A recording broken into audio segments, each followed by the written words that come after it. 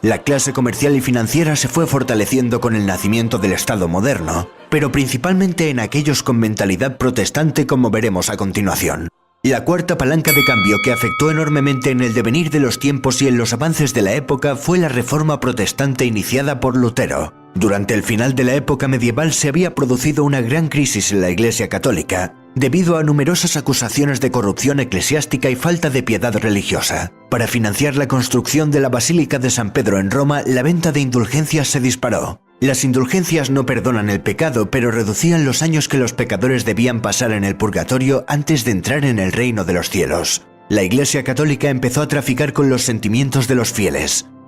En 1517, un monje alemán, Martín Lutero, colgó en la puerta de la iglesia del Palacio de Wittenberg un escrito en el que exponía 95 tesis contra la doctrina católica de las indulgencias. Aunque tan heroico acto no está tan claro. Lo que sí se produjo es un debate que puso patas arriba a la cristiandad. La reacción de Roma no se hizo esperar. El Papa condenó firmemente las tesis de Lutero, con un efecto contraproducente que solo consiguió darle más publicidad al alemán. No solo se enfrentó con el Papa, sino que el recién coronado emperador Carlos V quiso poner en orden los asuntos con Lutero. El emperador le exigió a Lutero que se retractara de sus doctrinas, pero Lutero solo reconocía la palabra de las Sagradas Escrituras. Convirtió la Biblia en el único criterio para determinar cualquier asunto relacionado con la fe. La casta clerical perdía así su función mediadora entre Dios y el hombre. Lutero era un hereje y como tal fue declarado proscrito. La imprenta fue el secreto del éxito del protestantismo. En Europa se producían anualmente millones de copias de las ideas reformistas. Lutero fue el autor más prolífico, pero había más escritores protestantes. Europa sufriría una radical transformación religiosa y el poder de la Iglesia se disgregaría en diferentes confesiones protestantes. La evidencia demuestra que Lutero no destruyó la Iglesia, sino que creó otra. Ni Lutero dejó de ser clérigo ni disminuyó el número de ellos, simplemente se formó un nuevo cuerpo sacerdotal, solo que ahora ese cuerpo de pastores servía únicamente al señor del territorio, que era el que le daba de comer, y no a un papa extranjero y a un emperador de intereses afines.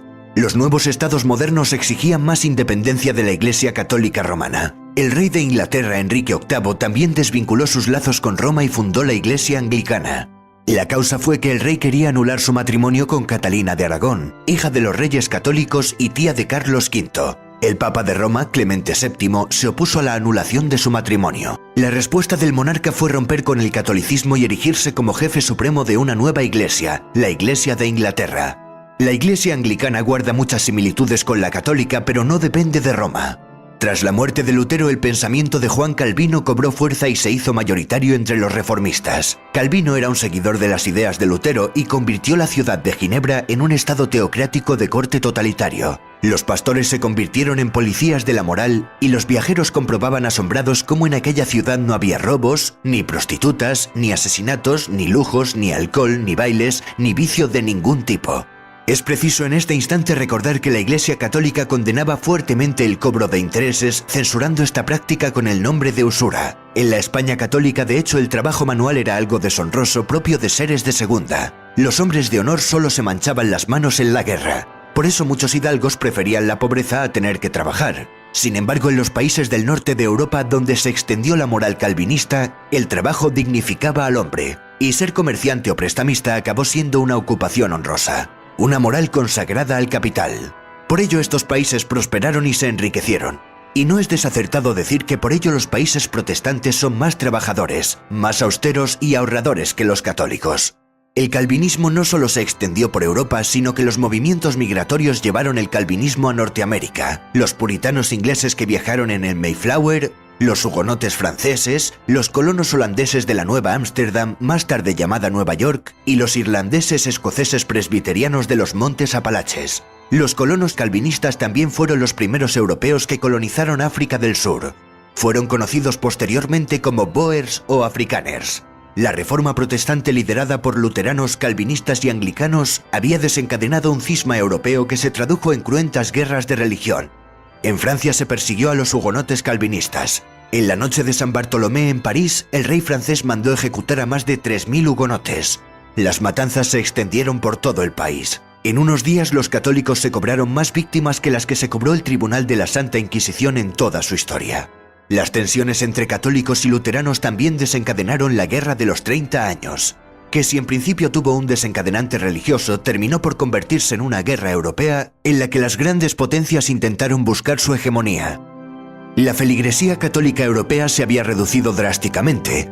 El daño infligido por la reforma fue enorme. Los católicos necesitaban una contrarreforma que pusiera orden y coto a los desmanes que se venían practicando desde hacía tiempo y que diera respuesta a la reforma protestante. En la ciudad de Trento se celebró un concilio que supuso para la Iglesia una especie de catarsis. Se puso orden en el clero, se eliminaron algunos abusos y se reformó la administración. Además, se idearon formas de propaganda para atraer fieles y propagar la fe. El arte fue utilizado como un vehículo de expresión para mayor gloria de Dios y de la Iglesia. Nace el arte barroco, un arte retorcido, dramático, exagerado que abusa del ornamento. El arte barroco triunfó en toda Europa, incluso en la zona protestante, y se reveló como un atractivo mecanismo de propaganda y control ideológico.